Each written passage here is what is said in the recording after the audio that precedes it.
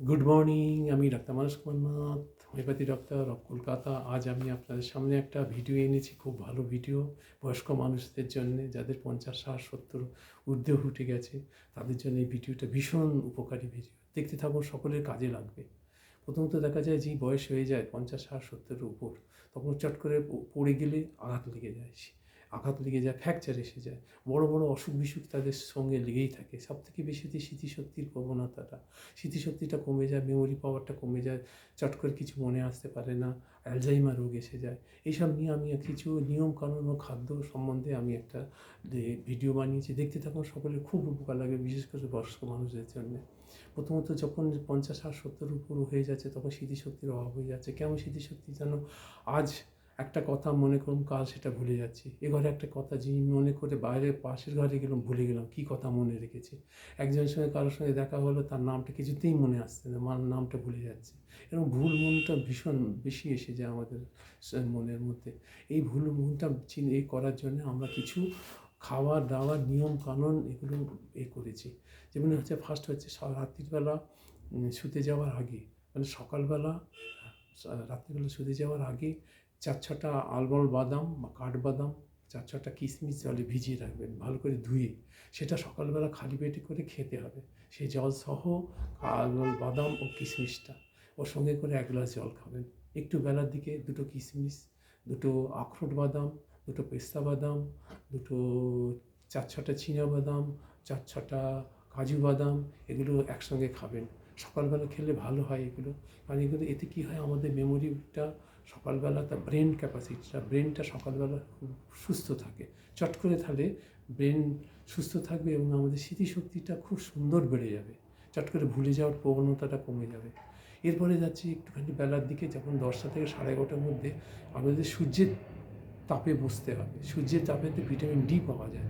Vitamin ডিটা আমাদের শরীরের ভীষণ দরকার। ভিটামিন ডিটা বেশি হয়ে গেলে আমাদের চট করে পড়ে যাওয়ার টেন্ডেন্সি, ভেঙে যাওয়া, ফ্র্যাকচার হওয়া টেন্ডেন্সিটা কমবে। বোন ম্যারোটা ভালো থাকবে, বোনের ক্যাপাসিটিটা ভালো থাকবে, ফাইবারসগুলো, আমাদের মাসল ফাইবারসগুলো ভালো থাকবে। এতে করে আমাদের খুব উপকার থাকবে। এবং এই সকালবেলা যেটা আমাদের এই খাওয়া দাওয়াগুলো, যে বাদাম খাচ্ছি, বাদামেতে আমাদের কী হয়, অনেক অ্যান্টিঅক্সিডেন্ট থাকে, মিনারেল থাকে, তারপর প্রোটিন থাকে, আয়রন থাকে এবং ওমেগা-3 ফ্যাটি অ্যাসিড থাকে। সেগুলোতে আমাদের এই স্মৃতিশক্তিটাও বৃদ্ধি করে। এরপরে আসছি একটু বেলার দিকে, যখন আমরা ভাত খাচ্ছি, ভাত খাওয়ার সঙ্গে কী করতে হবে, একটা ডিমের কুসুম খেতে পারেন। একটা ডিমের কুসুম কুচিয়ে, ছোট ছোট মাছ, সামুদ্রিক মাছ, সি ফিশ, ইলিশ মাছ, এগুলোতে খুব বেশি ভালো। এগুলো আমাদের অনেকটা বোন ম্যারো, ভিটামিন ডি পাওয়া যাবে। ভিটামিন ডি হলে আমাদের বোনটা আমাদের শক্ত সামর্থ্য মজবুত হবে এবং মাসল ফাইবারসগুলো ভালো থাকবে। চট করে পড়ে গেলে চট করে ভেঙে যাওয়া, আঘাত লাগাটা কম থাকবে। এরপরে এরপরে একটা, এই ভাত খাওয়ার পরে আমাদের একটু টক দই খেতে পারে। টক দইটা হচ্ছে প্রোবায়োটিক। প্রোবায়োটিক মানে হচ্ছে আমাদের যে গুড ব্যাকটেরিয়াগুলো আছে, সেই ব্যাকটেরিয়াগুলোকে ভালো রাখে। তাহলে আমাদের শরীরের ইমিউনিটি পাওয়ার বাড়বে এবং শক্তি সামর্থ্যটা সুস্থ থাকবে। এবং আমাদের ভাত পাতে কিছুটা একটা ব্রাহ্মী শাক খেতে পারি। ব্রাহ্মী শাক তেলে ভিজিয়ে খেতে পারেন। ব্রাহ্মী শাক খেলে কী হবে, আমাদের স্মৃতিশক্তিটা অনেক প্রখর হবে। এগুলো আমাদের খেতে হবে। খেলে আমরা সুস্থ থাকবো, সবল থাকবো, স্মৃতিশক্তি বৃদ্ধি পাবে, চট করে পড়ে যাবে না, বড় রোগ বিশেষ কিছু হবে না। এরপরে বেলার দিকে, বিকেলবেলার দিকে একটু দুধ, যাদের সন্ধ্যায় 1 কাপ দুধ খেতে পারেন। তারপর সকাল সকাল তাদের শুতে যেতে হবে, আমাদের খাওয়া দাওয়া করতে হবে তাড়াতাড়ি করে। সকাল 8টা থেকে 9টার মধ্যে সন্ধ্যেবেলা খেয়ে নিতে হবে। রাত্রিবেলা খাওয়া দাওয়া করে হচ্ছে 10টা থেকে 11টার মধ্যে শুয়ে পড়া খুবই ভালো। বিশেষ করে বয়স্ক মানুষদের শুয়ে পড়া খুবই ভালো। খুচরোদের সময় একটা কলা যদি খেতে পারেন, তাহলে হচ্ছে রাত্রে ভালো ঘুমটা হবে। এরকম করে আমাদের নিয়মকানুন মেনে চলতে হবে। সাধারণত আমাদের 7 থেকে 8 ঘন্টা ঘুমানো খুবই ভালো। 7 থেকে 8 ঘন্টা ঘুমোলে আমাদের শরীরটা সুস্থ থাকবে। তারপরে হচ্ছে আমাদের যে 3 থেকে 4 লিটার জল পান করতে হবে। জল পান করা অবশ্যই দরকার। এবং সকালবেলা, সন্ধ্যেবেলা 30 মিনিট আমাদের হাঁটতে হবে। হাঁটাটা ভীষণ প্রয়োজন। যদি বাইরে হাঁটতে না পারেন, তাহলে যে ঘরের মধ্যেও হাঁটলেও খুব উপকার পাওয়া যাবে।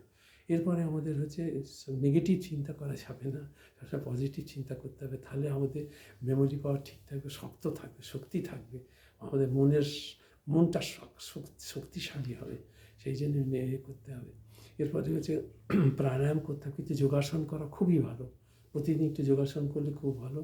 বা প্রাণায়াম কিছু করতে হবে।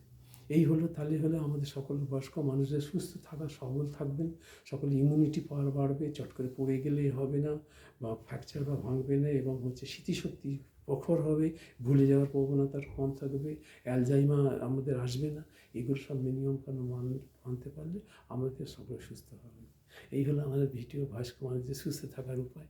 আপনাদের কেমন লাগলো বলবেন, জানাবেন, কমেন্ট সেকশনে জানাবেন, লাইক করবেন, সাবস্ক্রাইব করবেন, শেয়ার করবেন বেশি করে।